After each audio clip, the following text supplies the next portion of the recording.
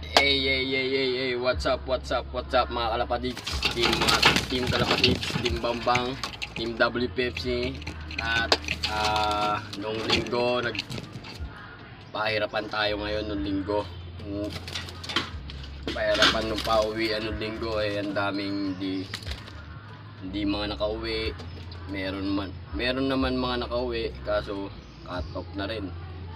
Meron ibang pinalad, mga nasa 800 yung speed swerte.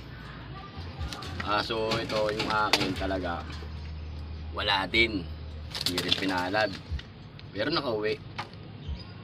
Update ko lang kayo ng sinasali ko sa Survivor ng WPFC, ng area Survivor sa Bangbang.